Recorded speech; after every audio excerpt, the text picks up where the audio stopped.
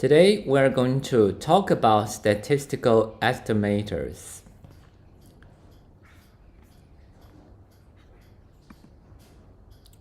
So welcome back to the mathematical physics course online.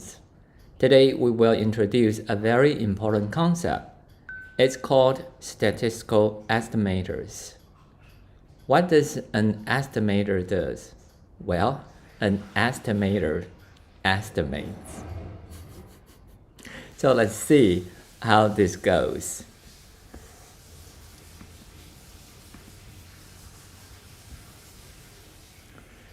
So first of all, I think one of the core concepts that I would like to tell you is an important work done by Bessel. That is, the sample invariance is defined this way. If you compare with the population variance or sometimes just variance, you might get confused about this extra 1 over n minus factors. Instead of writing down the 1 over n factors, the correct sample variance has the factor 1 over n minus 1. Why is that so? So that is actually we are going to go through today, and in addition to the notes today, I will also show you how you can actually use a very simple mathematical code to generate some of the sampling distribution. And I do hope that you will enjoy the lecture today. So let's begin. What's an estimator? By the way, if you have any questions, just leave your questions in the chat room and I will respond to your question. So what's an estimator? Suppose there is a random variable x, which is described by the probability distribution, px, and it's a Gaussian distribution, let's say. And because Gaussian distributions is characterized by two important parameters, mu and sigma square. So sometimes we'll write it this way. We will write px here stands for the random variable, and mu and sigma stand for the parameters. But in reality, the PDF, the probability density function, is usually not known, right? I mean, when you were presented a bunch of, let's say, random samples, you will only know the data like x1, x2 to xn. How would I know what mu or sigma squares is for the Gaussian distribution? Or in fact, in what grounds do you really think that it's a Gaussian distribution? It might be Poisson distribution, or it might be exponential distribution. It might be any other distribution you learned in the textbook. So we come up with a different idea. That is what we call the estimators. So for these important parameters, we will then try to cook up a mathematical rigorous estimator to come up with the best estimate from the limited random samples. For instance, when I were given or provided the data x1, x2 to xn, one can then introduce an estimator, and following the convention in Riley's textbook, it puts a hat in front of some symbol, and the symbol, for instance, a mu hat would be an estimator for the mean mu, whereas sigma square hat would be an estimator for the sigma square, the variance. Okay, so a good estimator for the mean is very simple. You just take the total sum of the data divided by the size of the sample, 1 over capital N. And this is also called pop sample means. And so this x bar and the mu hat then is the same. On the other hand, we can also try to estimate the deviation from the mean. But try to be careful here. We only have a limited size of the sample, right? So we don't really know mu. Thus, instead of measuring the deviation of the data from the mean, we measure the deviation from the sample means. And because sample mean may not be the true means, so it turns out after some rigorous mathematical proof, the factors in front is not 1 over n. It should be 1 over n minus 1, so that the sample variance will give a better estimate for the variance of this whole probability distributions. So, in short, that said that we just use the estimators, mu hat, sigma hat, to estimate the true mu and sigma. So that's the main idea of an estimator.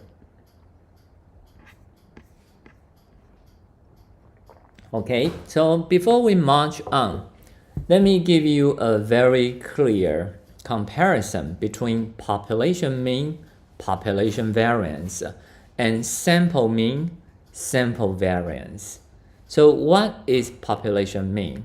Population mean by definition is the expectation value of the random variable x. And population variance, sigma square, is the expectation value of x minus mu square. So these are well-defined statistical quantities.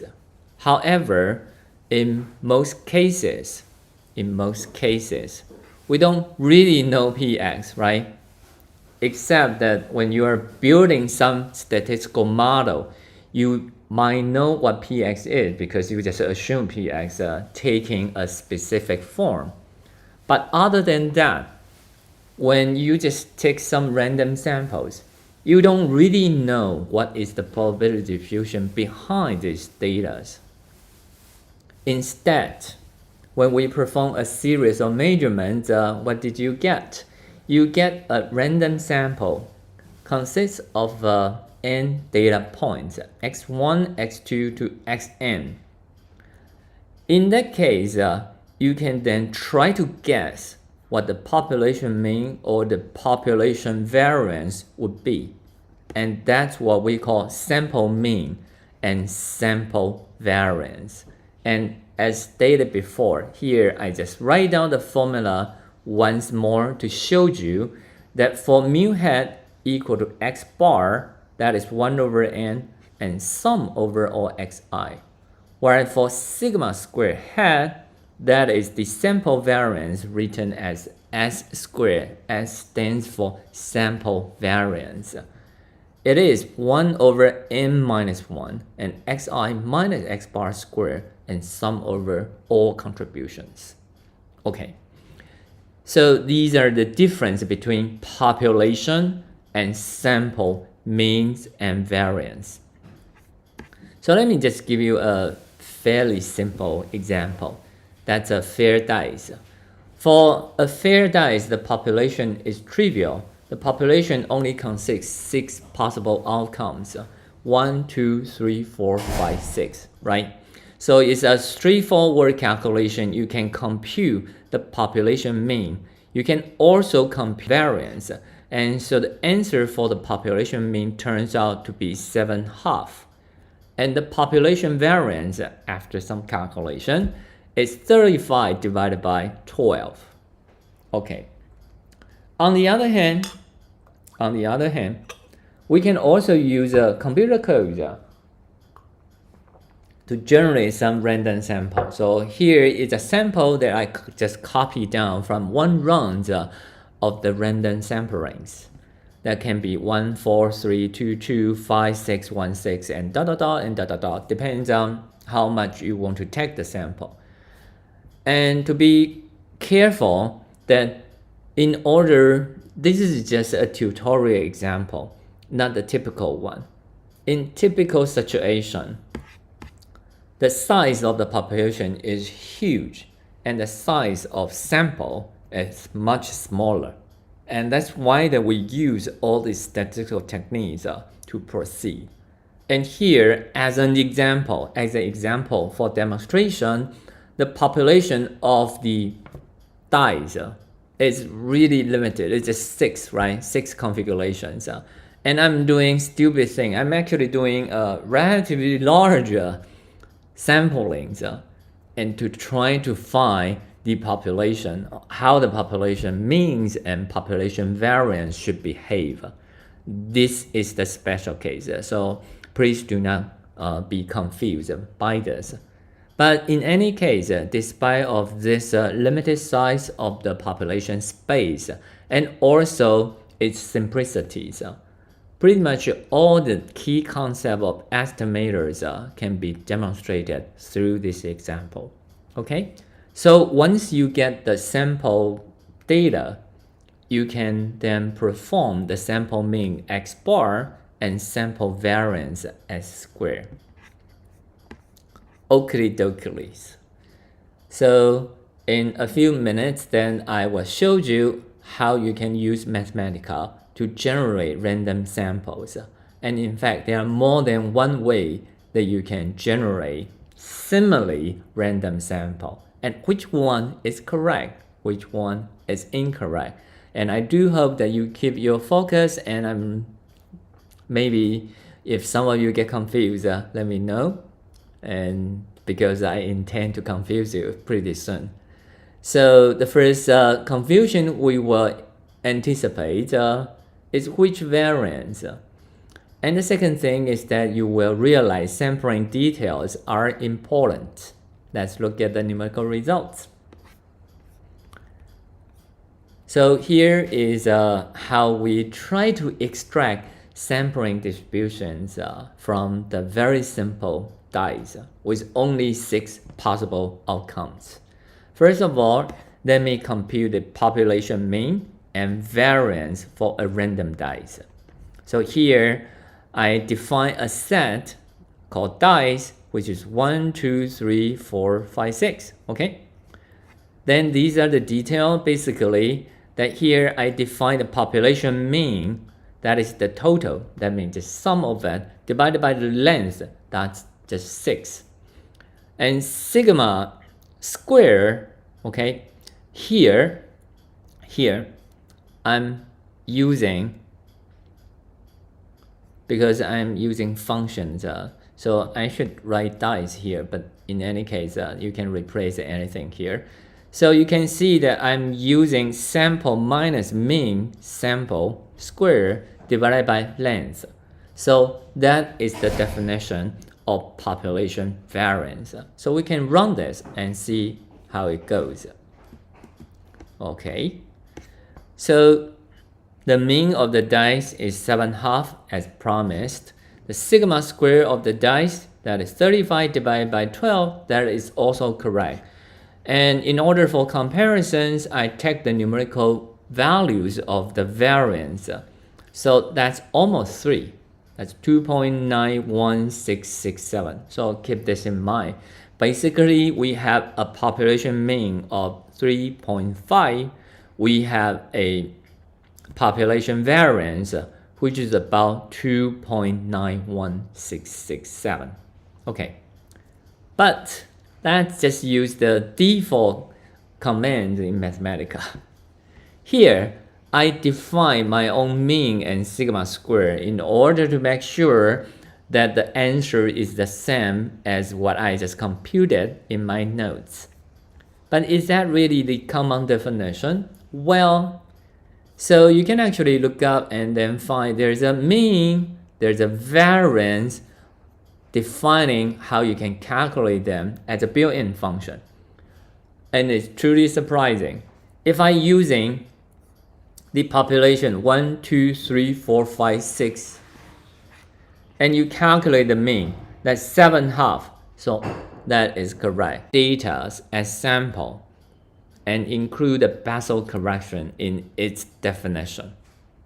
And that's why that if you use the full population, you don't really get the right answer.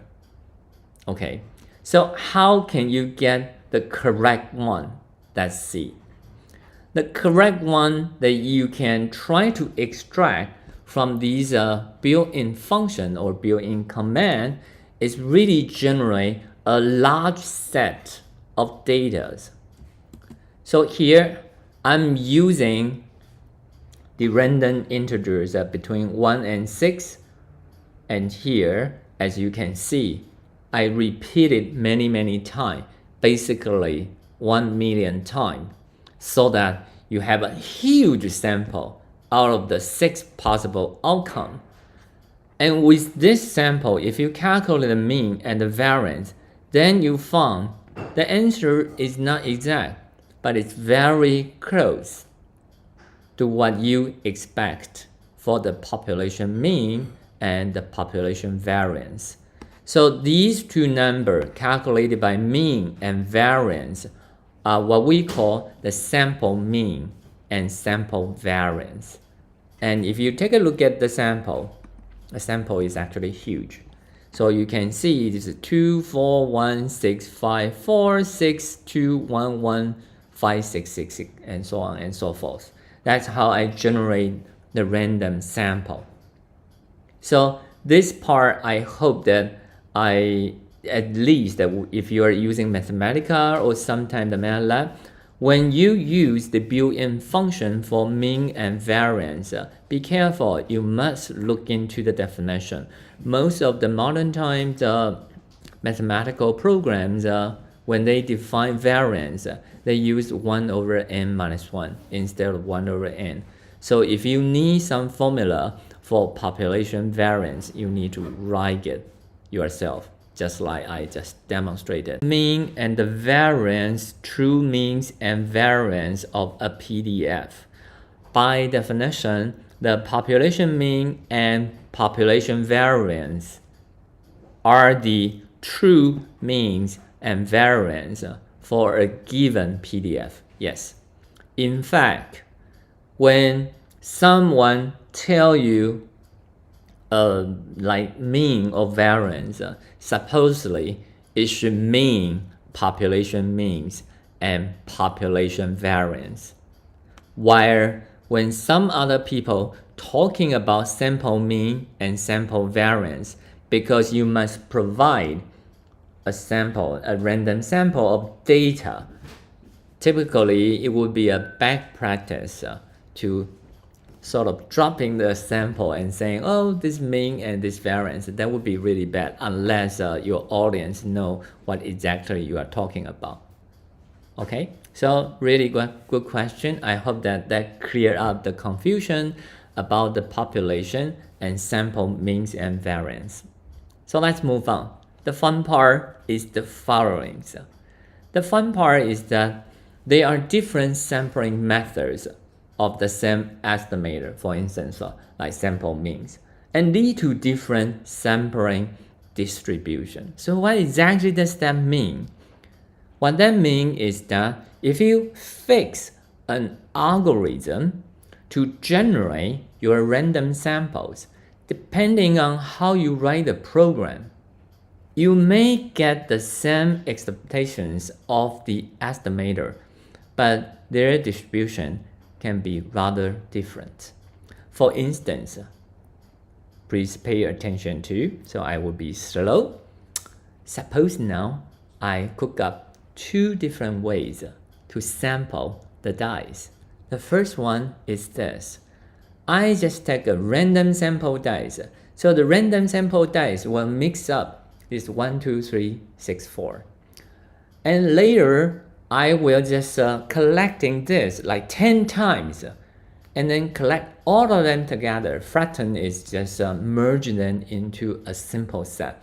So that's one idea of taking a random sample. And this random sample seems very fair because I generate 60 elements and it is guaranteed that 1 will appear 10 times. 2 will appear 10 times, 3 will appear 10 times. So that's one way of generating a random sample. And the second way to generate a random sample is this, that I repeat the 60 steps of random integers from 1 and 6. So basically each step you just randomly pick a number among 1, 2, 3, 4, 5, 6. And you repeat the steps 60 times and present the result. So let's see what happens, okay? This is a piece of cake. So here you already see this is how you generated the random sequence. It seems rather random. You don't see any patterns, do you? On the other hand, the second one also give you very random sequence. You also don't tell what are the sequences. And if you really then compute the sample variance of, for instance, the sample 1, so I name them as sample means 1 and sample means 2, one give you 3.5, the other give you 3.73333. The sample variances are also different. For the sample 1, you got 2.9661, where the other you got 3.1 something. And I can execute the program, the code, one more time. You then realize for the first kinds of sampling, the method is robust. The answer doesn't change. But you see for the mean, sample mean, and sample variance, for the second sample, it changed to different numbers. So what does that mean? It seems, and I can do it one more time, you see the number change again, where the previous one, the first kinds of sampling methods does not change at all. Okay? So from here, you probably realize somehow the sample mean and the sample variance calculated from the first method are not really random number. They just give you specific number. It doesn't change. So this randomness seems to be fake. On the other hand, for the second type, the second method, you do generate a random sequence of 60 elements. And thus, each time when you do these 60s, it will give you some means, it will also give you some variance. But that depends on how you do it. So whenever you re-execute your computer code, you will get a different answer. And is that right? So let's go ahead and check a very interesting thing. That is what we call the sample distribution. Because the sample mean and the sample variance may vary whenever you sample the whole population, and thus itself are random variables. They are not deterministic numbers. So here, let me just, so for each time, right, I take 60 random elements, and I'm going to do a crazy thing. I'm going to do 1, 2, 3, 4, okay? 10,000 ensembles. So that's quite a lot of work. If you are doing this by humankind, you will be running out of papers.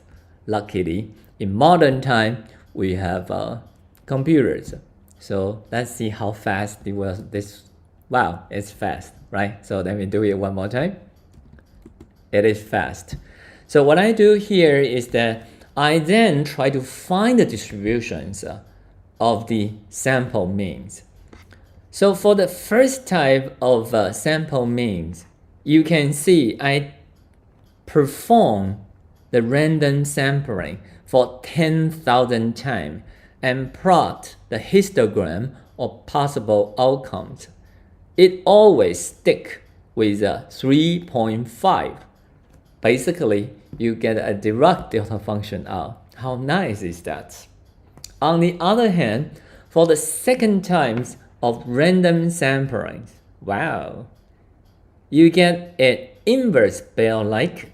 So this bell shape tells you that somehow the central limit theorem is at work, and this is well approximated by Gaussian distributions. One can actually go back and repeat the sampling one more time. So let's do it one more time. Another round of 10,000 times. Okay, it's done. Here again, you got this Dirac distribution, while here you got Gaussian distribution. So now you see, even though that after so many times of sampling, these two different algorithms may give you the same expectation value of the estimator, but their histogram or their distributions are different. So let's look at the variance. So this is the case of sample mean. What about the sample variance? We can also do the same thing, okay? We can follow the first type, generated a 6-element set as one sample, and then just repeat this for 10,000 times, then calculate the variance. And here we can also do it the other way, that is generating random numbers, random integers 1, 2, 3, 4, 5, 6, 60 times as one set, and repeat 10,000 sets.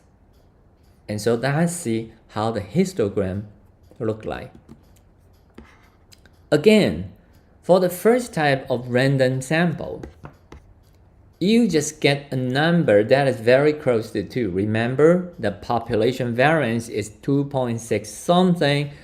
When plotting it out, you got a peak slightly below 3.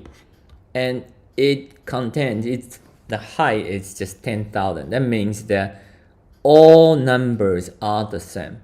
On the other hand, for the second method, you again get, according to the central limit theorem, you get a Gaussian-like distribution. And so let's do these samplings one more time. So that will be another round of 10,000 times of calculation. So this remains the same. It is still the Dirac delta function-like distribution. Here, you still got a Gaussian distribution, but the details are actually different from the previous one. And this is really something interesting and surprising. You then might be interested that, oh, so what is this distribution? And we will talk about that later on, that how you can characterize the estimators. So from here, I hope that you got the idea. When we cook up an estimator, itself is also a random number. And because it consists sums of some random variables, so typically at the very end of the day, its distribution will more or less look like Gaussian. Okay? And so that is the fun part of this whole thing. Okay? And so I hope that here you learn 2 different random samplings, and then it leads to different distributions. So are these all correct? So let's go back to our notes. So our notes is saying that, oh, okay, you can write mathematical code to generate different type of random samples. And I will tell you clearly, the first way of generating the random sample is incorrect way.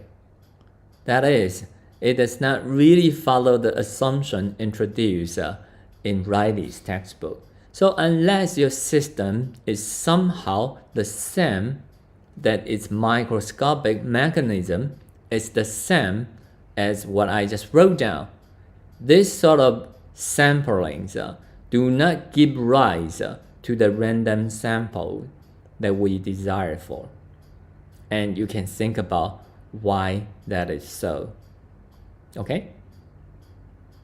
Maybe I should pause a little bit to wait for some responses from the audience.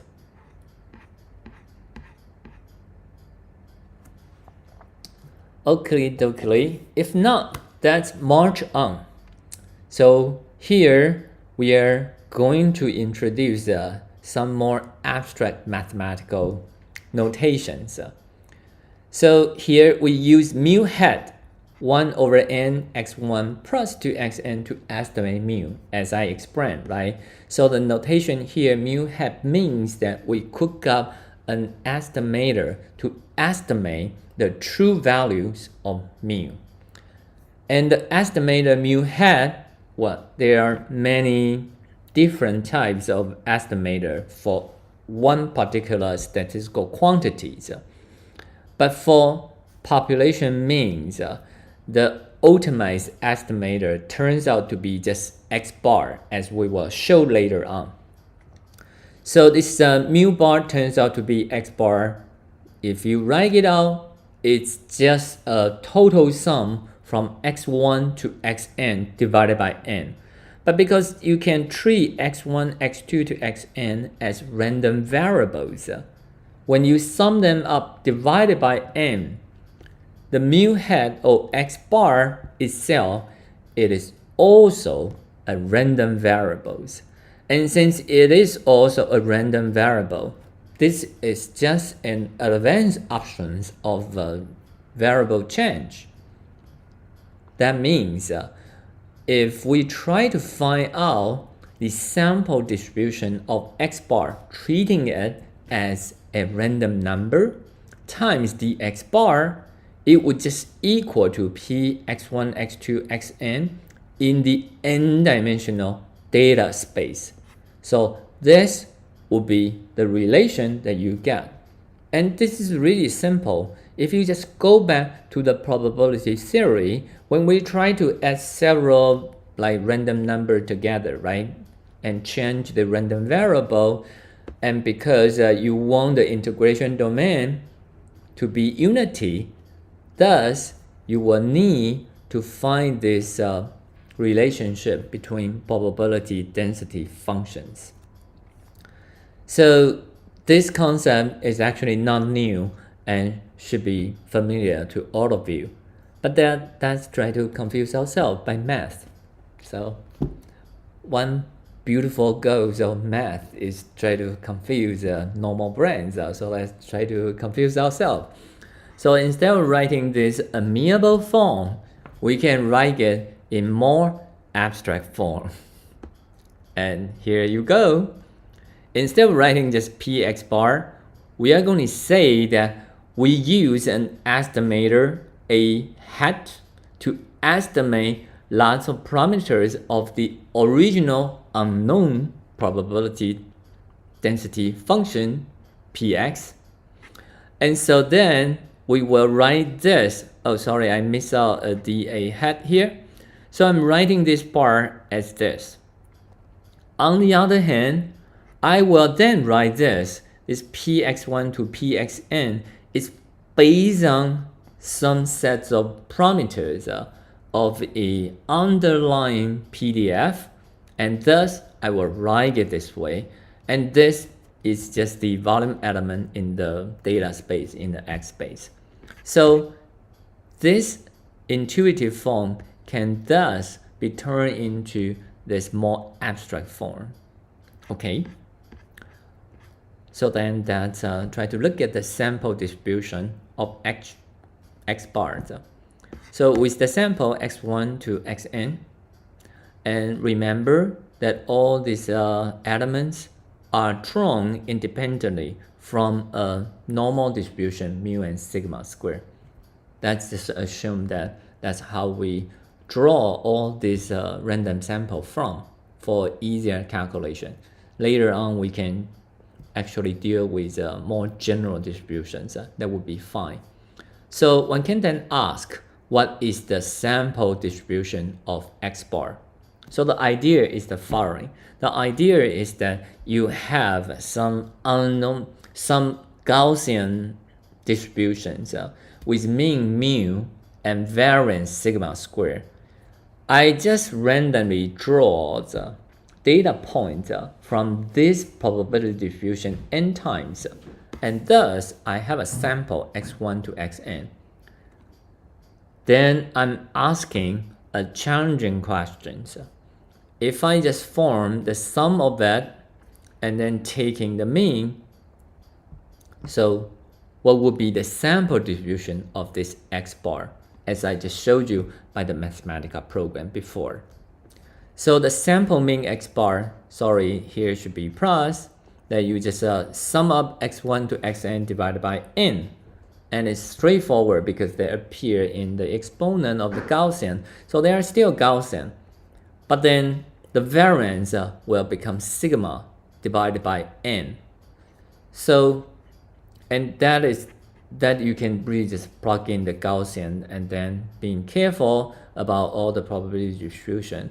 And at the very end of the day, you can then show what we are looking for, the PDF of PA hat, that is x bar. It's just this Gaussian distribution again, except that this variance, the variance for this x bar is actually 1. The standard deviation of x bar go as 1 over square root n. And this is one of the most important features for the central limit theorems. So this shouldn't be, this is just an exercise one more times.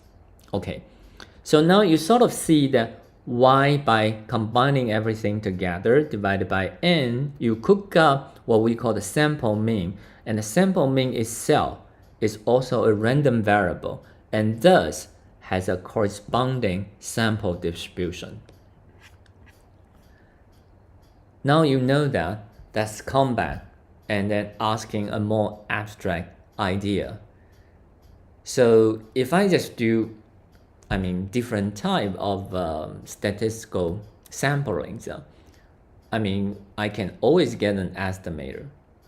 So what differentiates the good estimator from a bad estimator?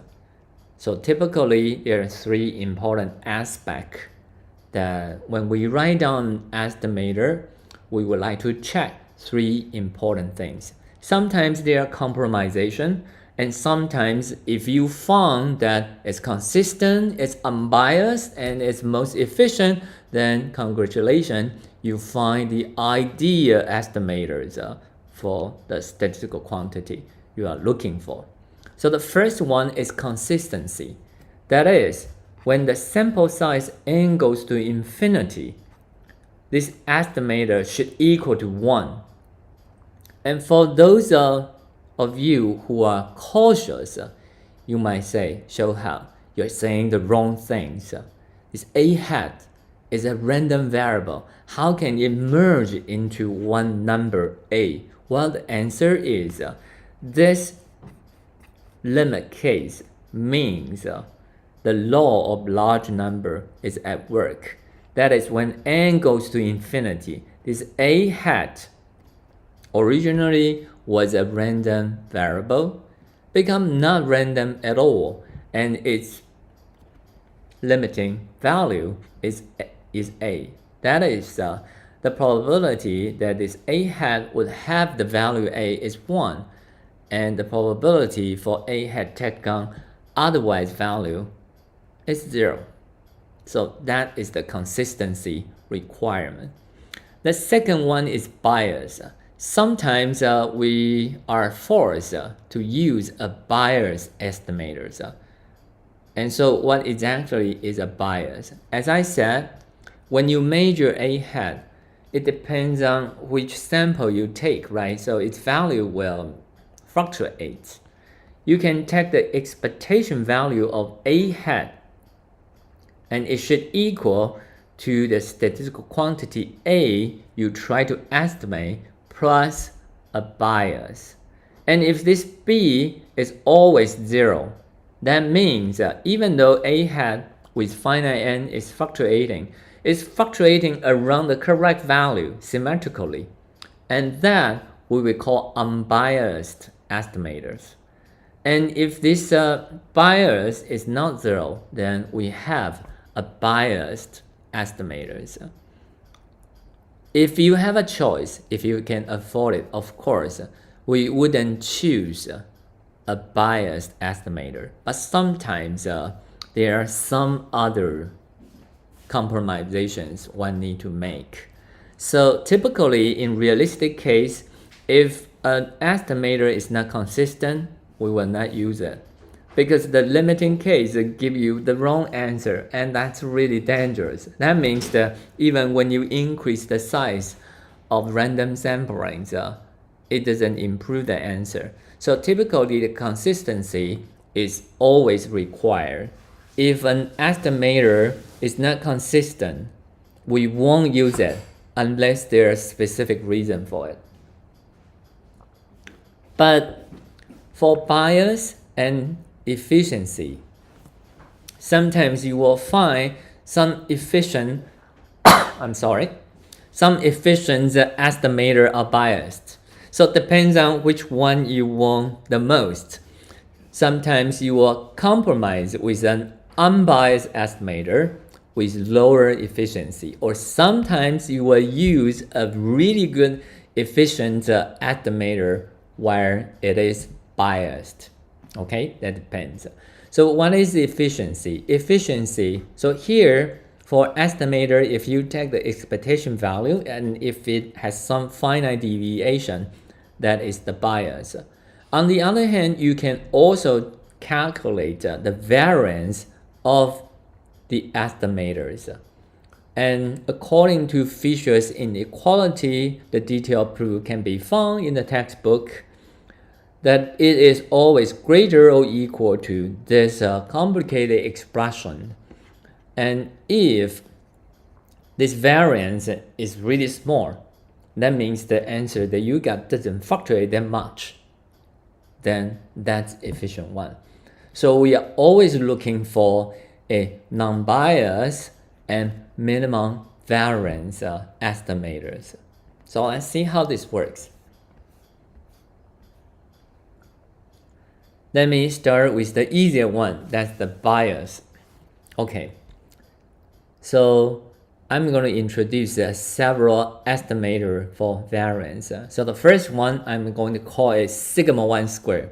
So that's the first trial to come up with the estimator for the true population variance.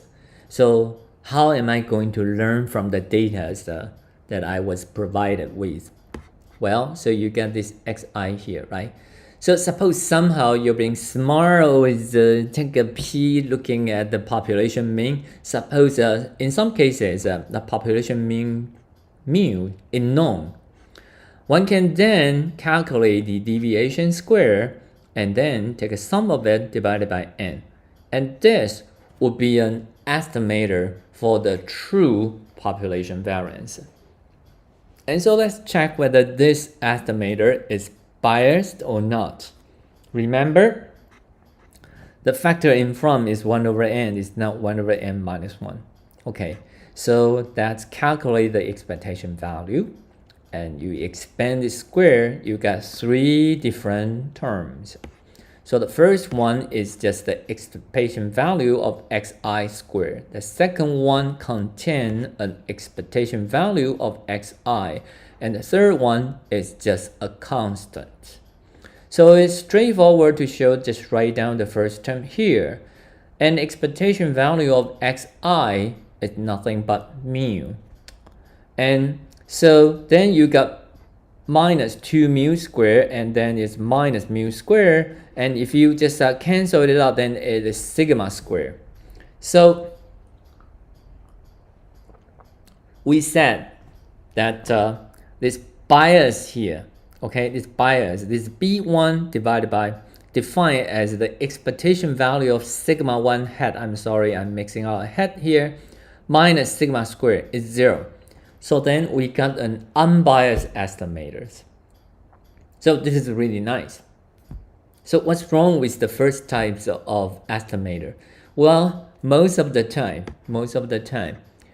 you are not just given a set of xi and also mu. Sometimes you just have the data xi. You don't really have the mu. So then that's come to the second type of the estimator. Since I don't know the means, that is fine. I just define the sample means, okay? So the sample mean is 1 over n and sum over all xi. And I replace the place of mu with x bar. And let's see how this works. Ta-da! The sigma squared. So let me massage the expression a little bit. It's sigma 2 squared. The 2 just means the second ways of estimators. You expand this out. It's xi squared minus 2x bar xi plus x bar squared. And please be noted that this x bar is just sum over the data point. It's a shorthand notation of the summation. Nothing all. Has nothing to do with mu. Please be careful here. So when you expand it, you got 3 terms. And if you sum over this, you realize that you got x bar again, not mu. You get x bar again by definition. And you can combine these 2 terms into just minus x bar squared.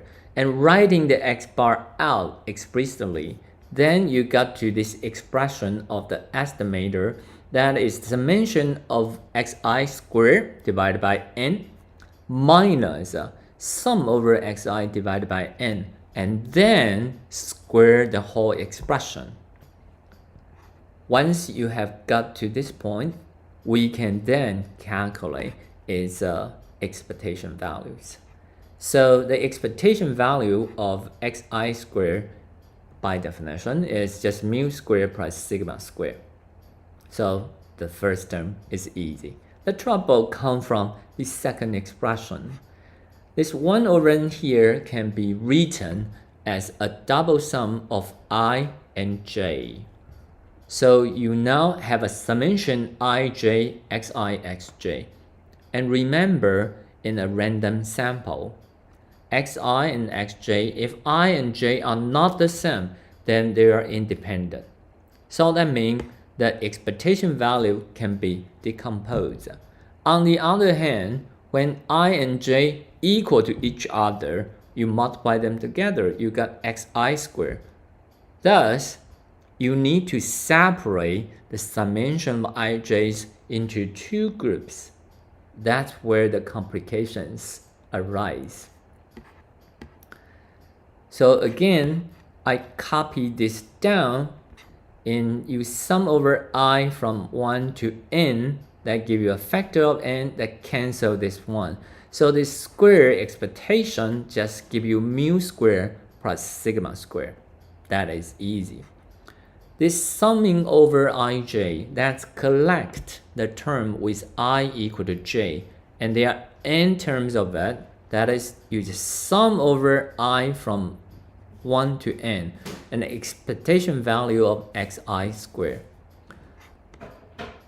Also, there are other terms that I not equal to j, and of course remember that this is summation I not equal to j, but then this expression can be simplified because xi and xj are independent to each other, and thus this expectation value can be decomposed into expectation value of xi and expectation value of xj's.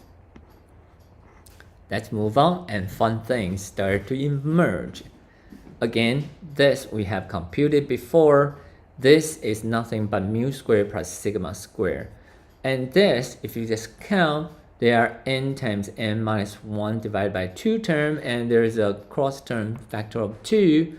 And so then you just give you n minus 1 divided by n squared, copy it down. This is mu, and so that's mu squared. And you can cancel lots of things, so that's just collect the mu squared term and sigma squared term. You realize this gives you 1 mu squared. this give you minus 1 over n mu square, and this give you minus n minus 1 divided by n mu square. So here, and it's relatively straightforward to see if you just collecting all terms together. This will just give you 0. So no mu square dependence. But for the sigma square, it requires a very funny corrections, right? This is 1 minus 1 over n, which is just n minus 1 divided by n squared. And try to know that this second type of estimators, we cook up these estimators, and we're hoping that it will give rise to the correct population variance, right? It does not. Of course, when n goes to infinity limit, that this limiting case would be 1, and you recover that the sigma 2 square will then go to sigma square. So what does this mean? It just means that the sigma 2 square head is a consistent estimator for the population variance, but it is biased. And because it's biased, most of the times we will choose to correct it and use an unbiased sample variance. Okay?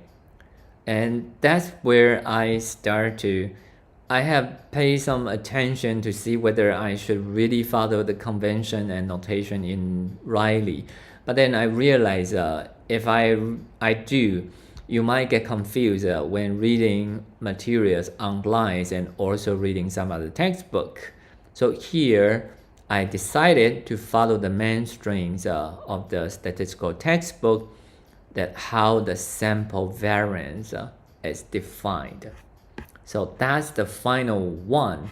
That is the third ways of estimating the population variance. And its name is just called sample variance. So it is defined as 1 over n minus 1 xi minus x bar squared and sum over all contributions. And this 1 over n minus 1, now you probably know why it is there, right? Because if you take an expectation value of sigma 3, and because this is just n divided by n minus 1 sigma 2 squared, these two definition only differs by the prefactors. And so these are the prefactors. And because we have computed that the expectation value of sigma 2 squared is n minus 1 divided by n, they just all cancel out. So by introducing this 1 over n minus 1 factor in front, the expectation value of the sample variance s squared of sigma 3 hat squared is just sigma squared. Thus, it's unbiased.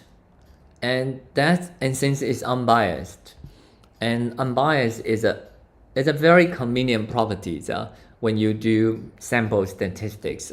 And thus, this unbiased sample variance s squared is commonly seen in statistical analysis.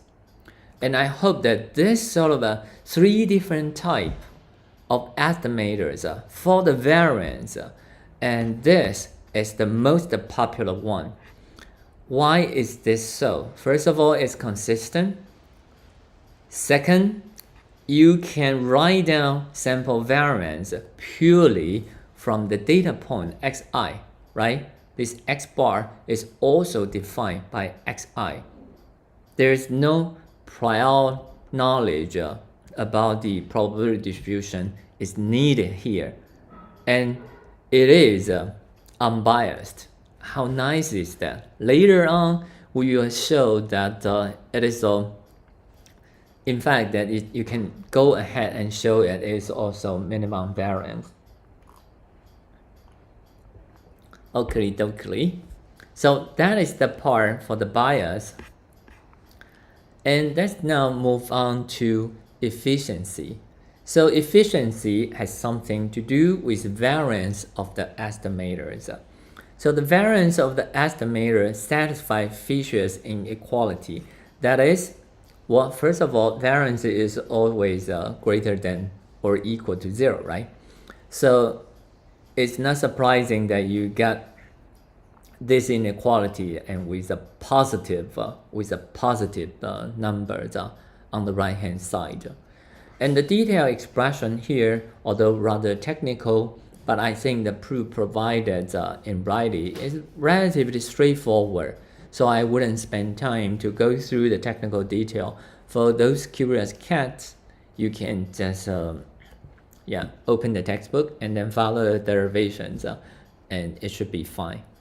But here I want to demonstrate that how you can apply Fisher's inequality to show, for instance, a sample distribution of X bar turns out to have the minimum variance.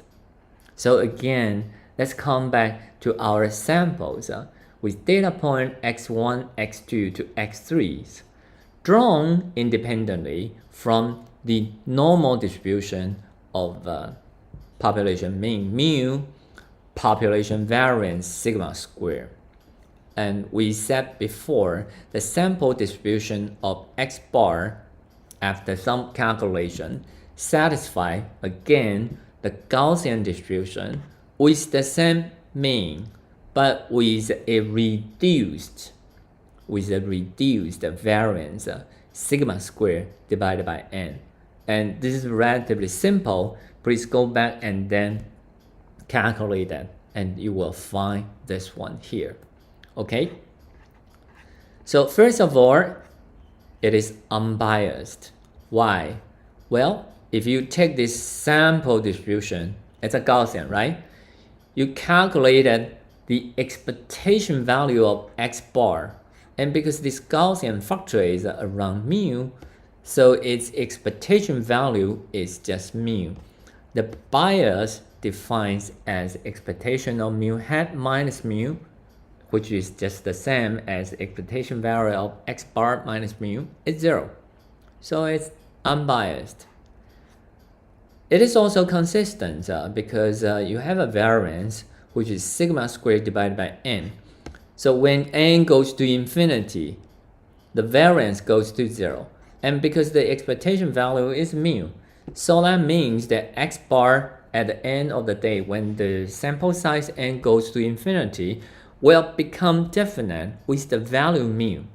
So that means X bar is a consistent estimator of mu. So that's great. We have 3 criteria, and the sample mean X bar has already proved itself a consistent one, an unbiased one. And the most interesting one is that what about the efficiency of X bar? So for instance, one can define the efficiency as the minimum variance divided by the variance of A hat. And this minimum variance is just the lower bound set by the Fisher's inequalities. So if this variance of A hat turns out to be V minimum, then you have the largest efficiency, 1. And if this VA hat somehow is huge, then this V minimum divided by huge number is a small number, then the efficiency is bad. And this is reasonable, right? When you use an estimator, not only you hope that it will hit the target, okay, unbiased, you also hope the fluctuation will be reliable. It's not like you need to ask the questions a million times and taking the ensemble average of this million answers so that you get a trustworthy answer. That's really bad. Okay, so let's see how this goes. Take a log of the probability distributions. Then this log p is minus 1/2, and sum I from 1 to n, and log 2 pi sigma square xi minus mu square divided by sigma square, right? So that is the probability distributions for x1, x2 to xn. remember, we already assumed that these are independent random variables drawn from the same Gaussian distribution. So if you really just in the data space, you take the logarithm of it, you get this one. And it's straightforward that you just take the second derivative with respect to mu squared and take a minus sign. And since you take the log, this is a constant. And so after differentiation, it is 0. And you take a differentiation with mu here. This is what you got. You bring down to 2 and then you differentiate again, it's mu. And so basically here, there's only one term which is mu squared. That's why that when you do the differentiation, and then you got 2 here. And remember, there's a minus 1/2. The minus sign cancel out, the 2 cancel out, and you carry out the sum here. It then equal to n divided by sigma squared. The second thing is that because this probability is unbiased, so the bias is always 0, it doesn't change with mu. It's 0. So you take a derivative of 0, it's 0. So this is 1. So according to Fisher's inequalities, the variance of x bar, which is supposedly should be equal or greater than this lower bound here. But this lower bound, as I calculated, the numerator is just 1. The denominator is capital N divided by sigma squared. You invert that. The lower bound is sigma squared divided by N. So that means estimators for the population mean is greater or equal to sigma squared divided by N. Wow. Do we hit the jackpot? Well, go back and look at this. This is the variance of the sample means. That is the sigma squared divided by N. That is the lower bound imposed by Fisher's inequalities. So, by introducing the sample mean, that is sum up all the data point divided by n, all three criteria are satisfied. It is unbiased, it is constant, and it has the minimum variance. So this x bar, because the x bar satisfies all threes, and that's why it is widely adapted in statistical analysis. Because yeah, this is basically just the optimized estimator that you would like to use to estimate population means. So these are the important statistical estimators I would like to go through today, and I do hope that you pick up these important concepts. And since I don't really have any questions, so I guess that I have been going slow and probably don't have so if there are no questions, let's really just go back to the original pages. So I hope right now you understand why when we define the sample mean that we introduce 1 over n minus 1 Bessel corrections. So Bessel does not just cook up this notorious Bessel function to torture you. Bessel also have important contribution to the statistical sampling.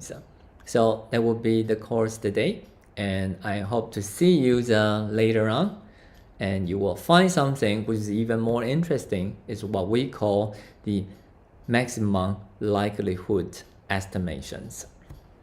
Bye. See you later.